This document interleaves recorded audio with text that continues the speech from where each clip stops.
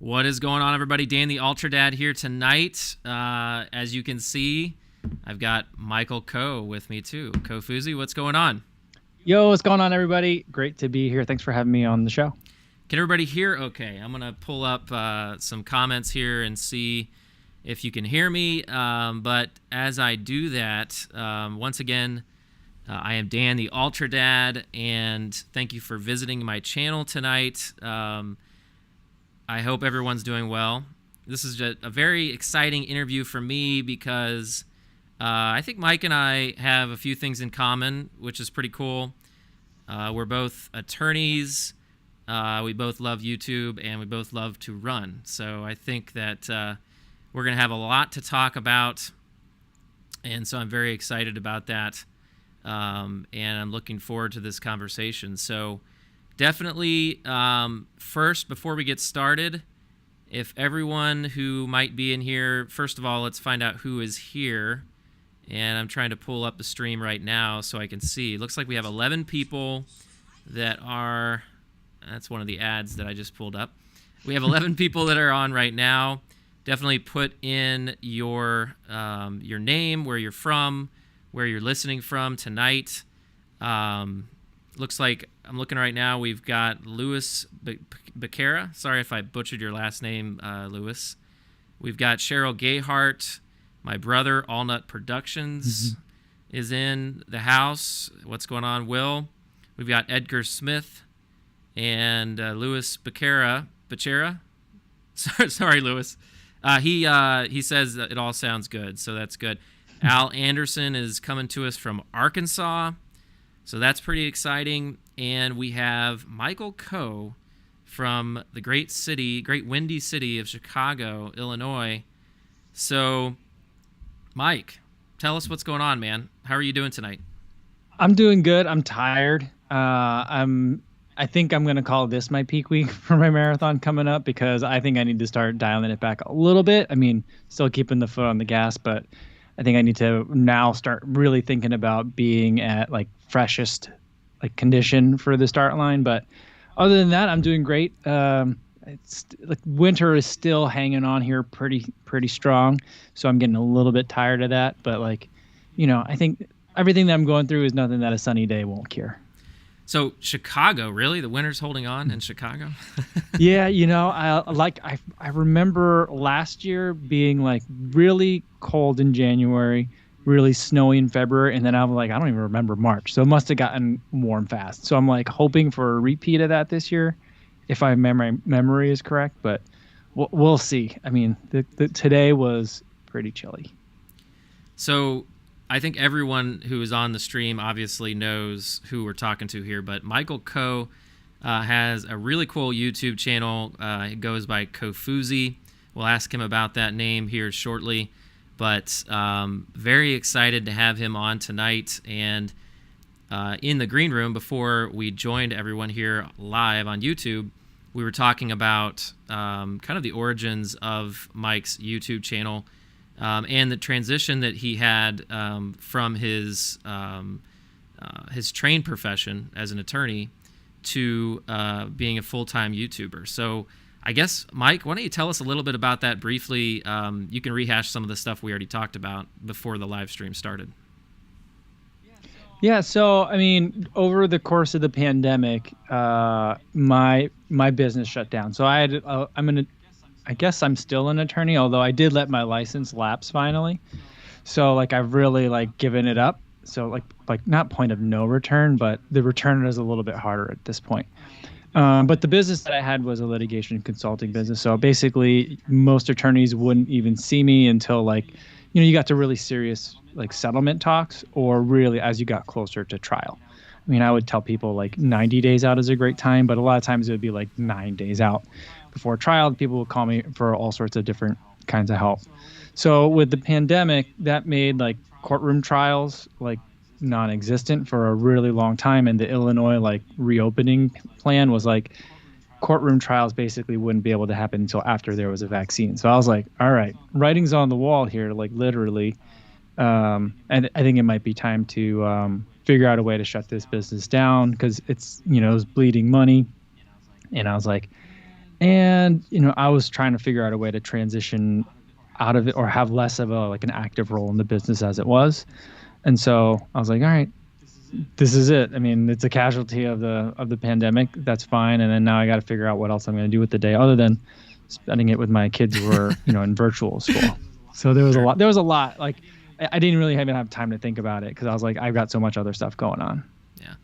So that's another thing we have in common, which I didn't mention. We both have kids. I mean, that's a lot of people have kids, but you deal with the, being a dad and being a runner issue that can come up sometimes, just as far as, timing and how you can get your training in and all of that. And it's obvious that in your videos, you obviously spend a lot of time with your kids.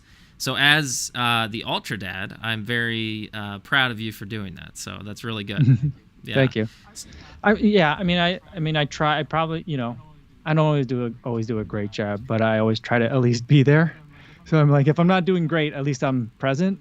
So that's kind of like the tiers of expectation that I can have. So, A goal and B goal, I guess, if you want to put it in running terms. All right, so let's get real quick back into the comments. We've just to mention a couple other people that are in. We've got Endorphin Seeker from SoCal. We've got, let's see, my dad joined us. Hey, Dad, what's up? Looking forward to the live stream, says Rick Allnut. And it looks like we got Dave Dillon, Chase the Summit, joining us. So, hey, what's going on, Dave? He has a great Chase the Summit, Dave Dillon. He has a great YouTube channel as well. A little more tech heavy, I guess you would say, but he also does some vlogging. And I really love his channel. It's a great channel. I tend to go to Dave's channel when I want to find out about the latest and greatest Garmin watch that I'm interested in. So what? Yeah, let's talk about that real quick. So what is your watch right now, Mike? Right now it's charging, so I'm actually watchless, but I've been testing the Garmin 945 LTE. I really wanted to get either the new Phoenix or the Epics. I don't remember. And I was actually watching a lot of Dave's videos because not only does he have like good videos on the watches, but he does a lot of like versus videos, which is I think really helpful. Oh, yeah. But I was just trying to buy these watches, and like the ones that I like, the colors or the models that I wanted were all like back ordered till I don't know when. So I was like, I'm too impatient. I want to watch today. So what can I get today? 945. I need maps. That's the main thing I want to test because I get lost so easily. I just want to be able to like, all right, can this is this map smarter than I am dumb? It doesn't. I know it's smarter than me, but is it smarter than how good I am at not following a map? And we'll have to see. I have to say, I was watching one of your videos. I think you were out in Iowa, and you got lost on one of these. I think you've gotten lost a couple times on your long runs out on the trails, and I had to chuckle because I've gotten lost a few times too, as you know. Probably I'm into trail running quite a bit, and so I definitely can relate. And but I had to laugh a little bit because you do seem to be very open about the fact that you're no stranger to being lost occasionally. Yeah, I mean, someone commented a while ago. They were like, it makes me really nervous and anxious when you say you're lost. Because you're not really lost, like you're in a park, you're in like a safe place, you're not like lost. Like I'm in danger, I need to find shelter because the sun's going. I'm never in like that kind of situation, So I like to think of it as I've taken a couple wrong turns and I need to, figure out where I am on the map. So I try not to say lost too much because I'm not really lost. I just have, I'm not on course. Right. So, since this is the UltraDad channel, before I get into the obvious topics that I wanted to talk to you about, the marathon running, your racing plans, let's ask you a little bit about what you have done regarding ultras. I know you've done a 50K or two. Is that right? I've done one race, and then I've done I think two other I did another 50K on the roads myself. And then I did about a 30-mile FKT attempt. Okay. Where was the FKT? In Iowa. Okay. So there's a rail trail that goes from like Dyersville, Iowa, which is where the Field of Dreams is, down to Dubuque, which is like the nearest big city. And I've been running that trail for forever, and only recently has it been like, oh, I could actually run the whole thing in one go. Right. I should try that. And then I was like, this is during the pandemic, so it's like everyone's doing FKTs. I'm like, I bet you there's got to be an FKT, and there wasn't. So I was like, all right, let's plan for like 2 months from now. We'll give it a shot. I'll run from one. I'll like park a car at that one end, have my wife drive me back to the other end, and then I'll just run it. I tried to figure out which way was more downhill into that direction. I think I saw that video. I know I did. Was this last summer? Yeah, I think so. I think it was last summer. Okay. That's pretty cool. Do you have any plans for any ultras? I know I think I tried to get you to consider the Mohican 100 or one of those. I think I mentioned that to you. Yeah, you did mention that the other day. I just have to look at my calendar. I hopefully have some big trips coming, but sometimes like they're not just me booking stuff. So I'm trying to work with some brands to go out to some of these trips. I'm not sure which ones people are going to take me to. So I'm just like, I don't know how to plan. I'm already really bad at planning. And if you give me any sort of reason to procrastinate planning, I will gladly take it. So like plans not being like solidified is a great reason for me to not think ahead. And it's a bad habit.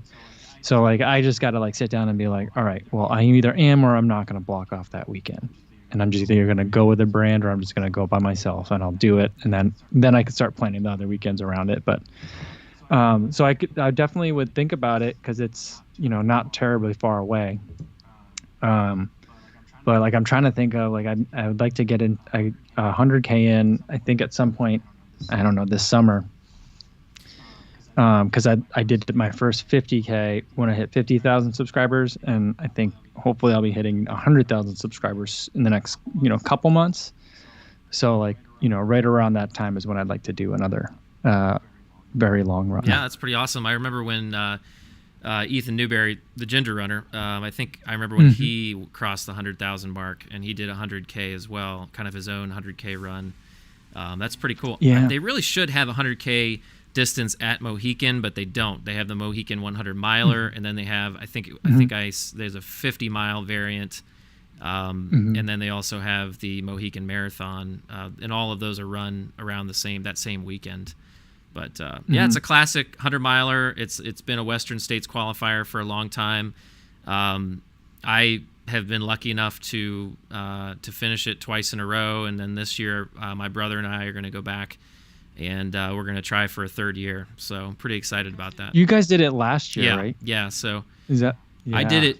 You guys were like camping out. You guys were like camping out and stuff. You had like RVs. Yeah, that's right. Yeah, my right? folks had their camper, and we're going to bring campers again. I lost you. This coming year. So it's pretty exciting. But let's see what we got here. All right, here you go. I'm back. Sorry. Oh, okay. Sorry no about problem. So it looks like. Let's see. Oh, yeah. My brother, he just commented that Mohican's going to be hot and awesome. It is going to be hot. It is quite a hot race. Yeah. Very humid. So I'm sure you would not like that, Mike.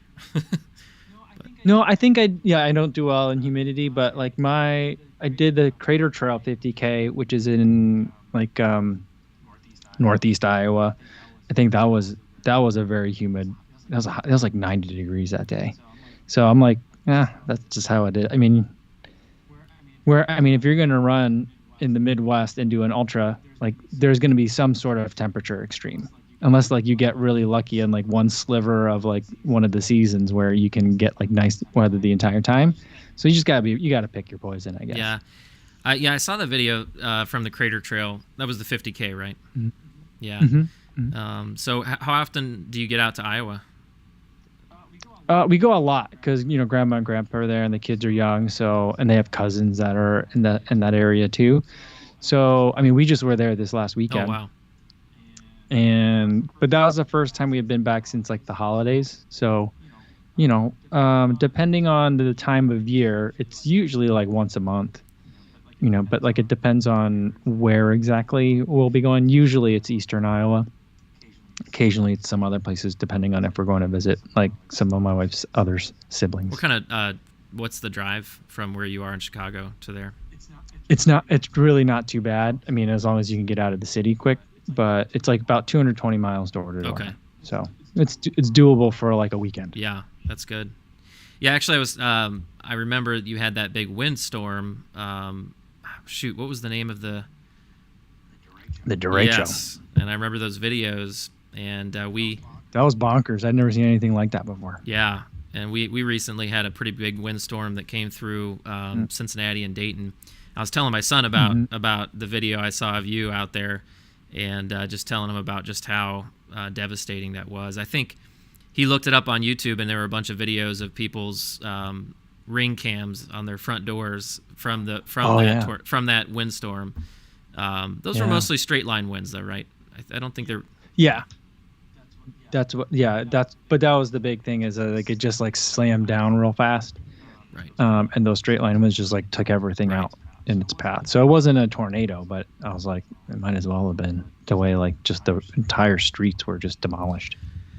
Yeah, that was pretty devastating. All right, everybody. So once again, welcome to the channel. I'm Dan the UltraDad. We've got, of course, Kofuzi, the one and the only Kofuzi here on the channel tonight for this live stream. Thank you for joining us. Looks like we got 24 people in watching right now, which is great. Thank you so much for joining us. Got a question from Jose Alvarez.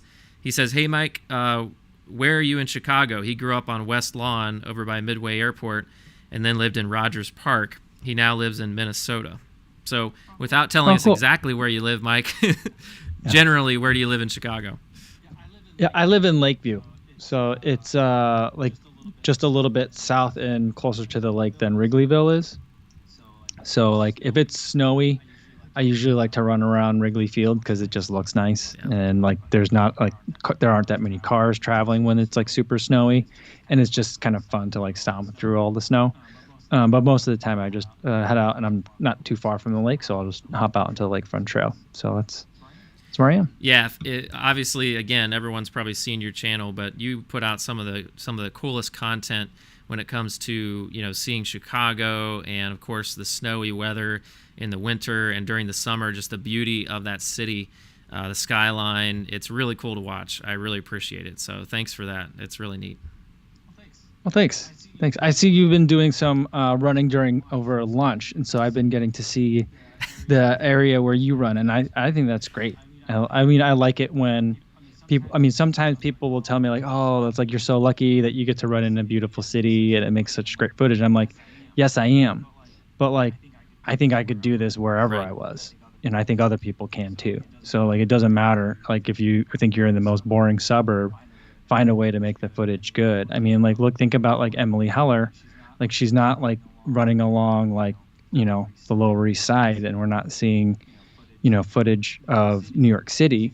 She's where she lives in her neighborhood, and the footage looks great, So it's just about a matter of like, if you're watching a running video, you want to see the people running, and as long as people are running, the scenery will look great, no matter what. I mean, certain places like when you mentioned, Ginger Runner, when he goes out for a run, I'm like, all right, wait, let me get my coffee. I gotta fill this up because I want to watch for like 10 minutes of just like him running through the woods. I love it. The scenery's great, but I also just like watching people running. So like, it doesn't matter where people are.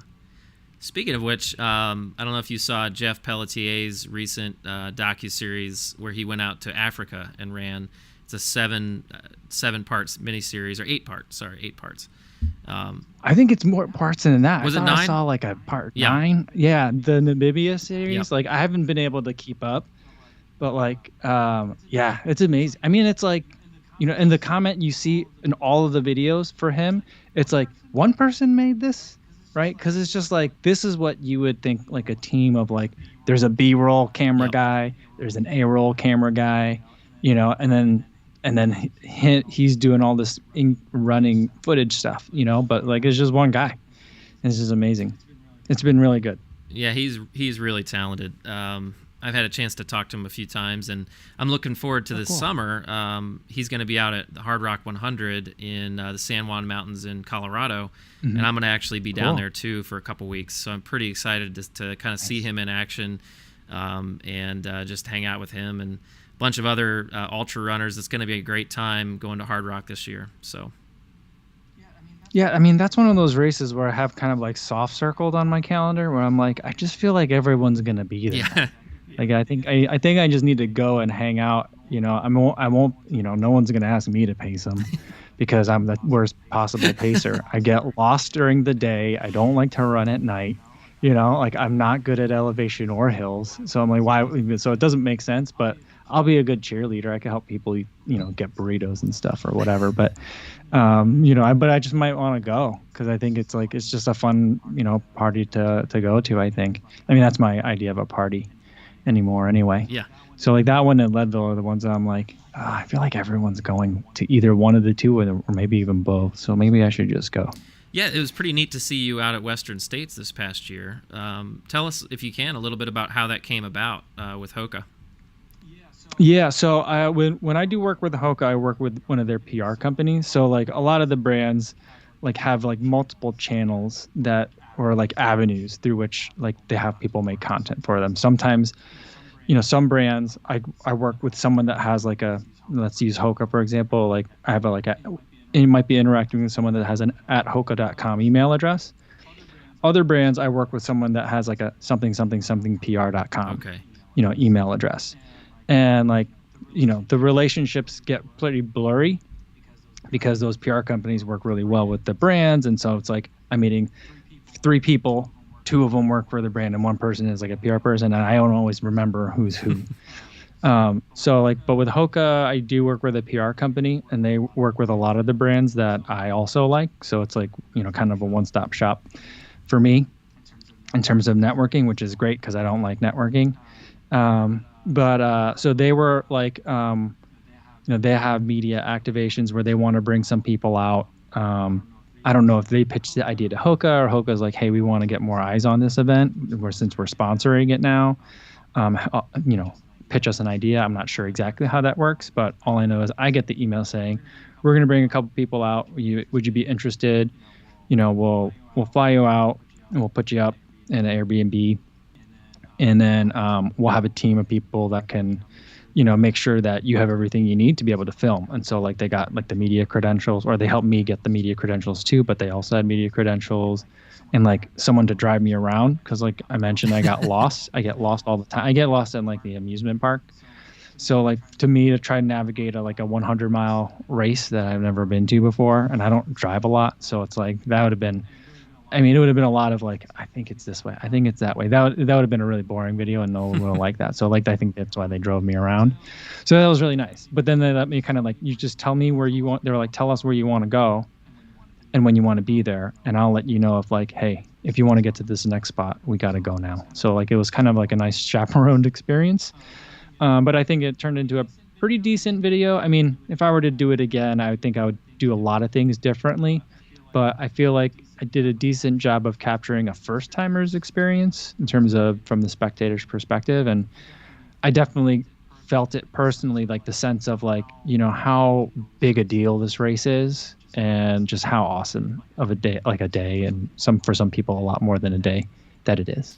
Yeah, that was pretty cool to see you out there with Jamie. So I thought maybe that was one of your ideas, like that the 2 of you came up with it and pitched it to Hoka. Was that just random that Jamie and you both were there? Yes and no. So like I think Jamie also works with that PR company too.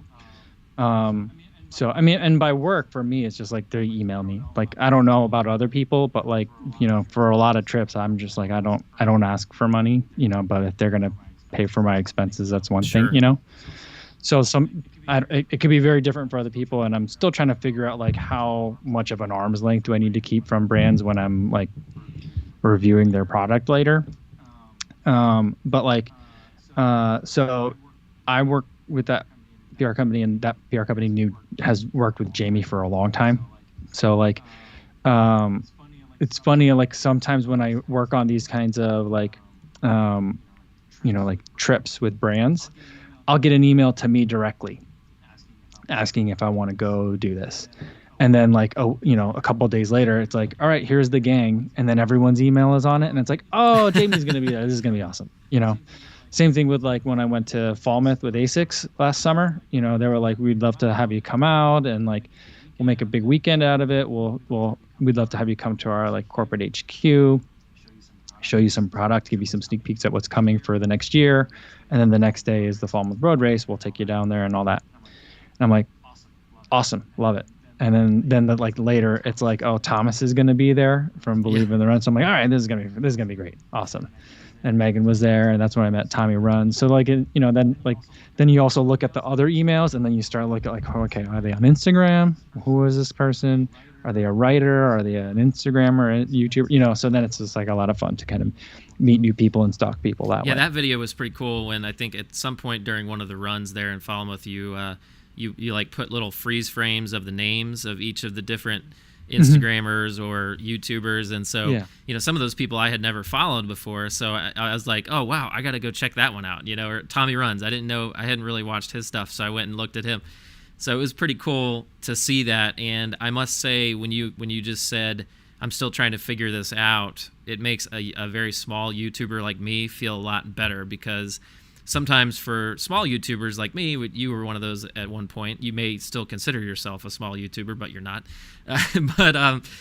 For little guys like us, we kind of look at the big channels like you guys and think, wow, like they got the hookup. Like, how did they get to that point?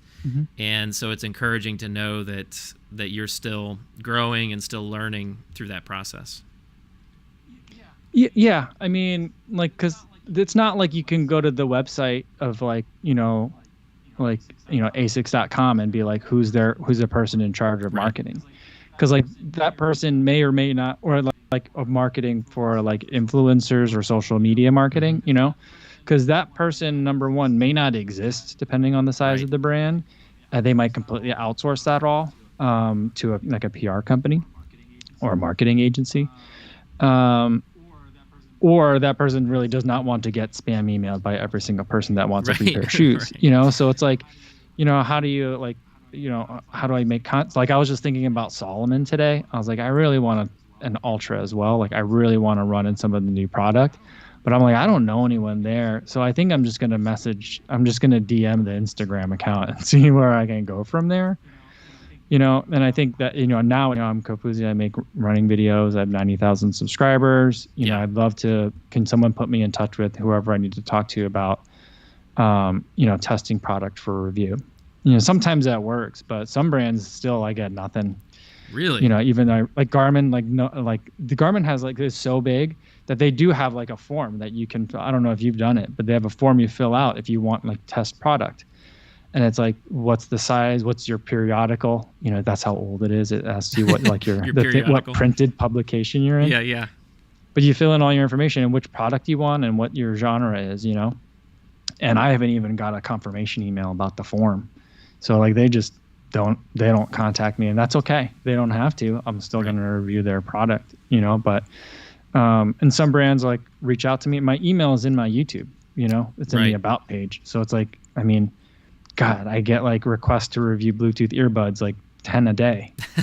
People can find me if they actually care. And so some of the brands, they don't either have the capacity, maybe they don't have a person that's in charge of that because they're not big enough, or they're not interested because they have their channels. And maybe that's the bureaucracy at play. They work through this avenue and I'm not in those avenues yet. So they just don't know how to reach me. And that's okay. Eventually that's why it's important for me to go to events like the running event. And I should have done a better job, again, networking, which I don't like to do, I mentioned. Cause then you get to shake hands with people and get people's cards, Sure. And so that later I can be all right, now I do have someone I can email, about stuff. For a guy that laments networking like you just did several times, it's kind of surprising to me because you do a very good job of it. At least it seems like you do from the different videos you have with the different places you've been, and so I think that's pretty cool. You've definitely done a good job with that. While we're on a little bit of a break here, let's go through and see if I've missed any questions. Okay. Let's see. We've got a comment from Robert White. He says being a parent is tough. Seeking the positive. What about being a parent makes you a better runner? I can say from my standpoint, What about being a parent makes me a better runner? I think maybe some of the determination part of being a parent, trying to teach my kids to make the right choices and to do the right things, like learning at school, things like that. That determination does carry over to my running. It makes it a little bit easier to do what I need to do to be where I want to be with my running. That's how I would answer that question. How about you, Mike? I mean, for me, that's a great question, but I think it like works on two levels. One is like I have time constraints, and so it really forces me to like be very deliberate about my running, and whether if I liked golfing or yoga or running or whatever it is that excites me, like it makes me be deliberate about it and think about it in like a very meaningful way. And so like, if I want to run certain days, I got to do it really early before the sun, and I have to be done before the sun even gets out, So it's like there's certain things that you have to make it those conscious choices, and it makes you realize that this is something that I really enjoy, not just because it's like easy and convenient. It's not like a frozen pizza in the that you could just toss in the oven where it's like I haven't thought about anything and I guess I'll have this. It's something that I have to like make conscious decisions that like this is something I want to prioritize, and helps me figure out a way to do that.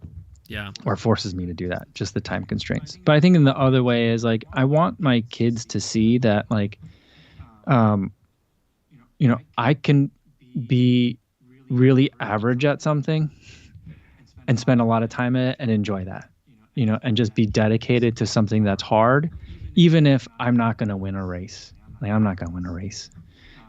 Even if I'm not going to be a professional, runner by any means, that's okay. And that's not the point. The point is that I really enjoy it. I enjoy the whole thing, from like thinking about a race to training for the race to running the race and then thinking about the next one. I enjoy the whole process, and it's hard, but that's what makes it fun as well. And I want them to see like that, like just because something doesn't come naturally the first time, that doesn't mean it's not fun or worthwhile. Absolutely. That's great. I've seen another comment here from Cheryl Gayhart. She asks a little bit different question.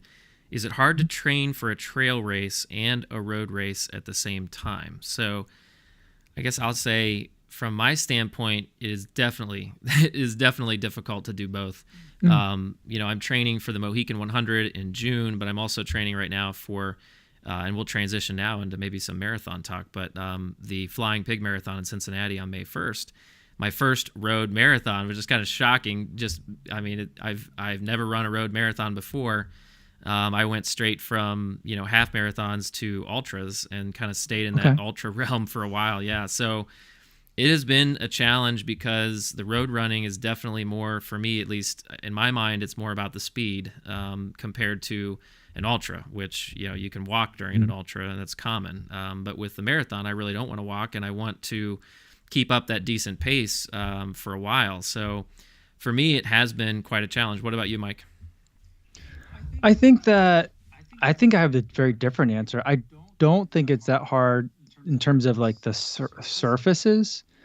I think the bigger difference is the distance, right? And so that's kind of like what you were touching on is, the pace that you're running for an ultra versus the pace you're running for a marathon is going to be a little bit different, and it requires a different kind of buildup.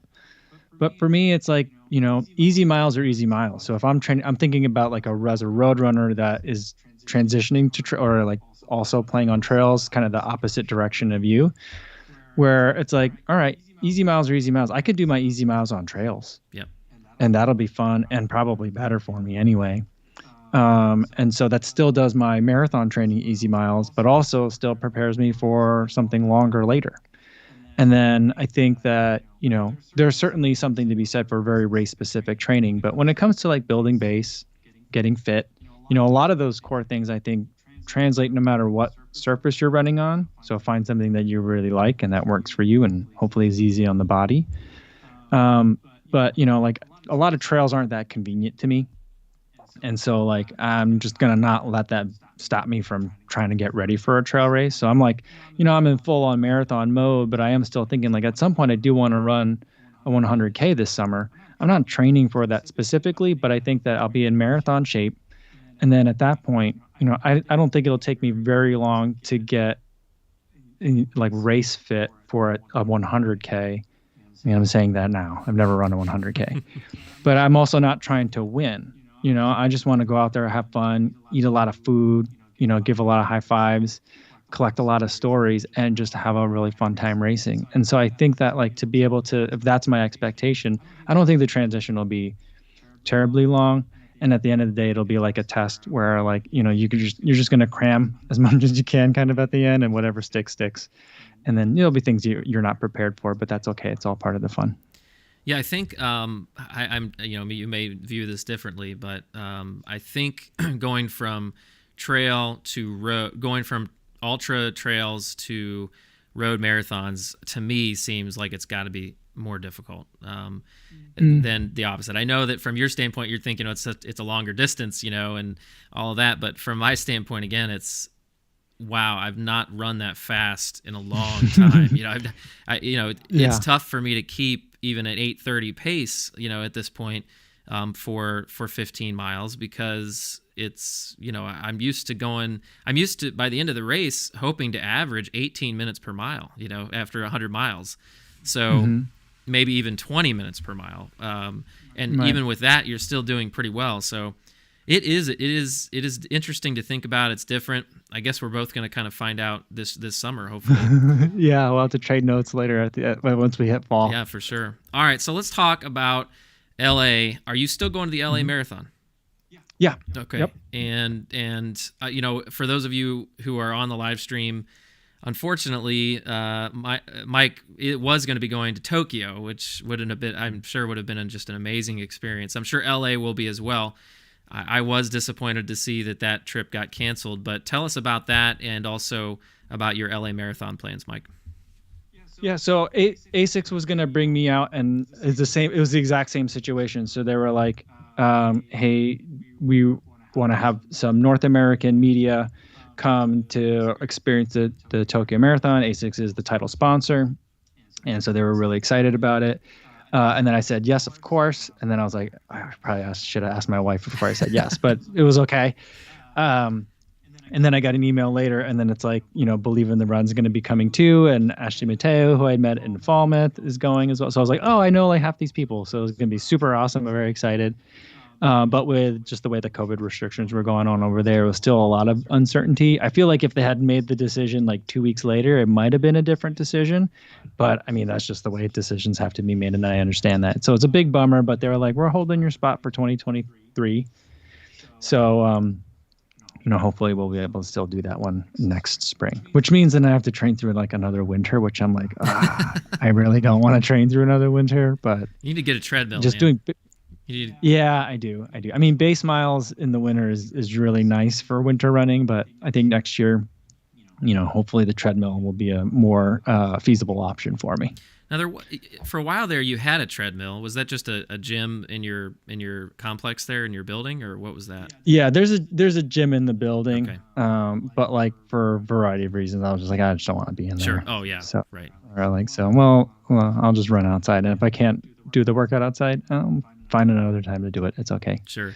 So, well, let's talk about LA then. So what is the plan? First of all, remind us when the LA Marathon is and what your plans are going to be running up to it as far as YouTube content, things like that. And then of course get into some of your training here in the next couple weeks, and also what some of your goals might be. I know I just hit you with like 10 things, but go ahead. Yeah. I'll just start talking, and I'll take a break, and then we can kind of, you can always, interrupt or ask follow-up. But, when Tokyo canceled, I was like, I don't know. I'm pretty fit. I felt really good. So I'm like, I need to find another race. Maybe I can try and break the New York City Marathon. You can get like a good for age time or a good for age bib. Okay. So you'd have to run like a 2:58 marathon, which I'm like, that's not going to be it for me. But if you run a 1:25 half, then that'd be good for age for my age bracket. And I'm like, that's faster than my PR, but my half marathons have all been like building up towards a marathon. Sure. If I like train for a half, maybe I could do it. Maybe I could convert this training right now and hop into a quick half, in the next month or right around the same time as Tokyo. And as I was thinking about that, I was like, I don't really like my options. But I was like, but there is the LA Marathon, and that's another ASICS event. So I was like, maybe they'll want to send me over there. And like as I was thinking that, like they reached out to me and were like, hey, by the way, we do have another big marathon happening right around the same time of year in LA if you want to go. And I was like, yes, I do. So that's how that got set up. And so I'll be going out to LA. I've been wanting to do LA for a long time. I feel like LA is probably one, I have like a running list of like what I think are like the US majors, like unofficially. And I definitely think that LA should be on that list. But I have to experience it just to see if I was right. And I think I'm going to be right. I think it's going to be a great marathon. So let's talk the U.S. majors. So what do you got? L.A., New York, Boston, Chicago. Well, I mean, like New York and Boston and Chicago are world majors. So like I wouldn't put those on the list. But I think like Houston would definitely be one. Yeah. And then like L.A., CIM, Grandma's, that's 4. Flying Pig. I think Flying Pig's on my consideration. I haven't run that one yet either, but just because so many people run it, and I think it's a really big race for that region of the country, that I think that it certainly could be in the consideration. But like those are some of the other ones that I'm thinking about, and I'm sure like there's other ones that I need to like consider too. But Indianapolis is another one, because that one happens in November. It's usually like right around the time of New York Marathon. So like people that can't get into New York or didn't get into Chicago usually circle that one on their list. It's a flat and fast course. People usually do really well because it's usually a bit chilly. So that's one. So those would be my like 5, and then Flying Pig is one that I'm like, that's probably should be on that list too. Yeah, it seems like it's quickly getting reaching that realm. But yeah, I mean, but it is in a small market, Cincinnati. I think that's probably why you and I have a lot of friends that have done the Flying Pig, because we're close by. Mm-hmm. I don't know if you lived in, California, if you even have heard of the Flying Pig or not, but I think that if you're like I think that if you are watching YouTube, you've heard about, and you're a runner, you've heard about Flying Pig. I guarantee it. Or like on Instagram, just because of the way social media is now, like everything, things aren't that regional anymore. So I think you hear about the big races. Sure. How about Atlanta? I mean, Atlanta does a great. I think there's this. Was it this week? I don't know. No, I think it's like Sunday. I think it's this weekend, because the half marathon and the marathon. Yeah. So I think it's this weekend. That wouldn't be great. I mean, because like it's run by the Atlanta Track Club. I'm sure that's a great one, but it's just so hilly. So I wouldn't put it in like I don't know. Wow. Like I don't know how Flying Pig. I mean, if it's in Cincinnati, Flying Pig, I'm sure it's hilly. Yeah. But you run up to Mount Adams. I mean, that's one. Okay. Yeah. So that's why I'm all the races that I picked that I think are like could be like U.S. majors, so to speak, are pretty like flat and fast or a little bit downhill. So like that's kind of like one of my arbitrary things, because I like downhill races. Well, sure, but you get better times that way, of course. So, yeah. Yeah. And that's like the big thing about marathoning that I love and hate about it, is that like it's so like time obsessed.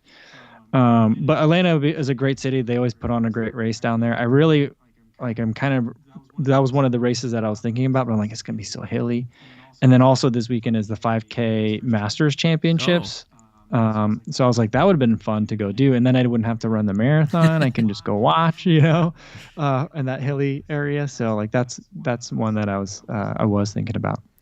So Edgar Smith comments, he says Marine Corps Marathon. That's a good one. That is a good one. But I also think that they have like a giant uphill at the lap to like get to the finish line. Oh. I think so. I think it's like, well, it's a course that a Marine would make, right? So it's like, I think it's like the last half mile is like not straight uphill, but from all accounts, from what I hear, it's like it does a lot of uphill at the end. And it's in DC. So, but I mean, right? I believe so. Okay. Yeah, that is one that I do think is very well attended. It's very well run. Definitely has a lot of prestige to it, So, I mean, there's a lot of great races in the U.S. too. That's the thing I try to tell people too, is like majors are awesome. Chicago, New York, Boston, I want to run them all. But like, there's so many great other races too in the U.S. So, don't let not getting into a world major stop you from running a marathon this year. That's kind of how I feel about it. Well, let me ask you. I wanted to get some advice from you before I had to let you go. So let me ask you. I've been trying to build my base a little bit. I'm still at pretty relatively low mileage, 25 miles a week, 30 miles a week. What would you recommend, Flying Pigs on May 1st? How should I, go from this point, to my marathon? What are some highlights that you would suggest with a marathon training plan? Well, I like a really short, hard work phase for my marathon. So 12 weeks out is really when I start thinking about all right, this is marathon training. And then everything before that is just building up to the mileage you want to get to. And so I don't know, what's 12 weeks from May? Would that put you we're about 10 weeks from the race or so? You're 10 weeks now? Right? So March and April. Yeah, yeah. That, and then so I would say if you're I wouldn't try to do a lot of increasing volume and adding a lot of intensity at the same time, because it's just a lot. It can be done, and people do it, in terms of you do miles do go up, but that's I think that more than that a week is probably territory you've been in before, so I wouldn't be too worried about that, and from having an ultra background, you're used to a strong aerobic base. So then I would really think about working on threshold pace. This is my approach. I'm not a coach, but my approach is that for marathons, to do marathon specific work is a lot of threshold pace efforts and marathon pace efforts. I've been really trying to reframe my thoughts on marathon pace. You were talking about it too, as being, it seems so fast compared to running an ultra. Marathon pace, I don't feel should be fast. I like to think of the M as marathon is moderate. Okay.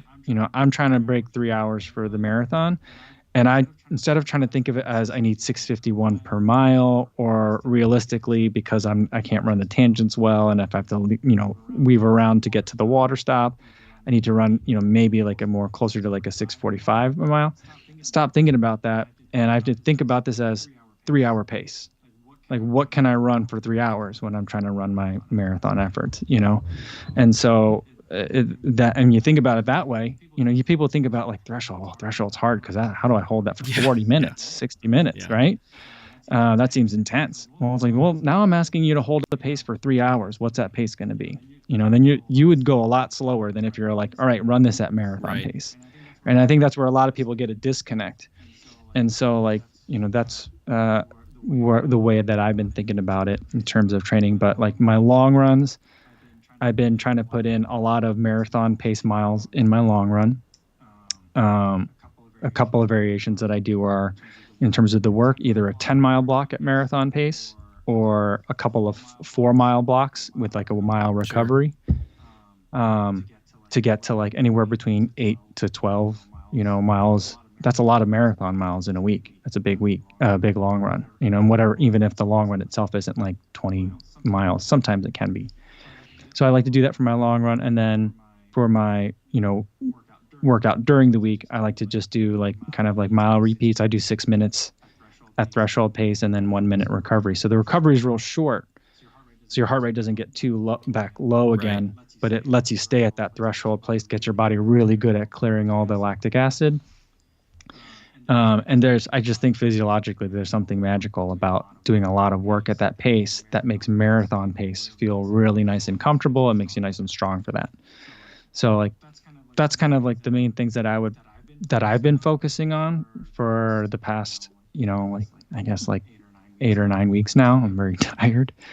But I built up to it. So in the beginning, I don't go out and do 6 times 6 minutes at threshold.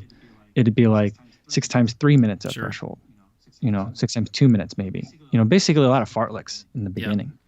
And then for my long run, I would do mile on, mile off, 2 miles on, 1 mile off, at marathon effort. And so just to get the body used to working, you're probably increasing your mileage too. So that's kind of just ease into it. And then the intensity, just all of a sudden it snowballs and all of a sudden you're exhausted and tired and eating everything, which is the worst and best part of the marathon training. Right. So That's where I am now. I'm just like super tired and also hungry, and I'm also feeling strong and also tired, and all sorts of things all at once. And so that's when you're like, all right, I'm about good. I think maybe I need to start pulling back a little bit. Yeah. But that's kind of how I approach marathoning. I do some stuff at like 5K effort, here and there. I'm still trying to figure out where's the best place to put it. I think Jack Daniels and Coach Joe Vigil, they kind of put it and they structure it differently. I think they have slightly different opinions on it. So I'm not sure like which one is better, but I've done some. So I feel like that's enough. But like I never do a 200. I do some strides here and there, but I usually only do strides when I'm not training for a marathon just to keep the legs kind of moving. But like, so like my shortest reps are like 800 meters and my longest reps are, I might have a 10-mile marathon block, but for repetitions, my longest repetitions are a mile. So it's like, that's kind of, and you just play with the intensities. Sure. I hope that makes sense. That was a lot of talking. No, yeah, absolutely. And that's what I'm trying to do right now is just kind of gauge how to get into that. I guess I call it speed work, but really, it's just up tempo work. But so that's what I'm trying to do. So that's definitely, those insights are very helpful.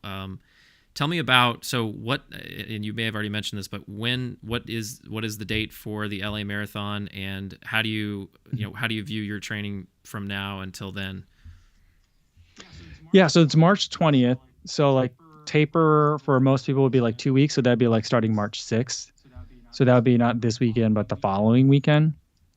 But I think that like with how I'm feeling a little bit lethargic. And so I think that I'm going to like pull back on a little bit of the intensity. Even last week and this week, I'm pulling back a little bit on I was been doing 3 workouts a week, like so 2 speed sessions and then a long run. I think I'm going to just do one threshold session and then the long run as my like quality sessions for the week, for last week and then this week too, and start kind of like for my taper, I'll increase the frequency of workouts but make all the workouts shorter. So I just still want the body to feel like this is what working hard feels like. Don't be surprised. But I also don't want to be so taxed from it that I'm not hitting, like the paces should feel easy. I should feel like, ooh, I'm really hitting these paces today. Like that's the feeling I want to have going into last week. So I have my personal theory is that I think no one really understands tapering well. It's a lot of trial and error. I don't think there's a lot of science to it yet. Maybe I'm really wrong on that, but I just feel like everyone has a thing that works for them. You just got to figure it out over time. That's my general approach to it. And I've tinkered with everything from a 10-day taper to a 3-week taper, and I've liked none of them. And I've done everything from like, screeching to a halt to still doing a lot of workouts. And I'm still not sure which one I like. Or I'm starting to like figure out like, all right, really tapering down on the mileage and the workouts works for 10 days, but I should start thinking about it from a 3-week perspective. Right. Maybe even a little bit longer. Not as like that's not to say that should do a 4-week taper, but you should start thinking about like, what do I want the peak to look like? Do I want the peak to look like peak and then like crash, or do I want it to be like kind of like low orbit where things are just kind of like in 0G and floating at that high level? That's what I want, and I'm trying to figure out how do I get to that? How do I cruise up at that kind of like level of like I'm feeling strong but fresh. How do I do that? How do I like, because when I've done other ones where I'm like, no workouts, just easy running for 2 weeks, when marathon pace comes on that Sunday, it's just like, oh, this is hard. Yeah. Right. And so it's like other times I've done a workout like that Wednesday or Thursday before the marathon, and people are like, why are you doing that? I'm like, because I don't want my body to feel like it's break time. I want it to still feel like it's work time, and I feel like the body is just like, if the body thinks it's playtime, it starts shutting stuff down, and it's like, we're not going to work hard for a while. We don't need these muscles.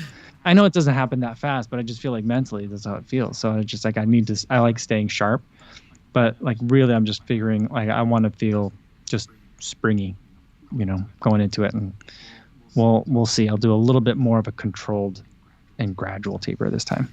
Yeah, with my 100-milers, it's so much different because you just feel like, at least I feel like I need to take at least 3 or 4 days off completely before the race just because I know how much abuse my body's going to be put under for 100 miles.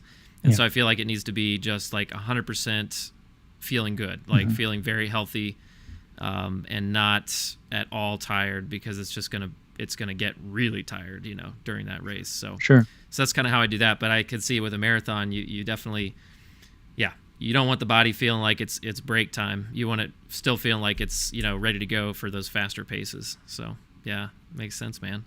Well, I might be like in the week after, I might be like, dude, I was completely wrong. That's not the way to do it, but that's the hypothesis going into this one. So we'll tinker and we'll see if it works. It's always trial and error, and that's why it's so much fun to talk to fellow runners, who've been there, and you have definitely been there, man. You have your BQ qualifier, which is pretty impressive. One more question, because we're coming up on an hour, and I want to respect your time. Sure. When do you think you'll be running Boston? At some point in the future? I'll be running 2023. Okay. So like this qualifier wasn't in time. I qualified at CIM. This is my second time qualifying for Boston. I didn't get to run it the last time I qualified because of the pandemic, but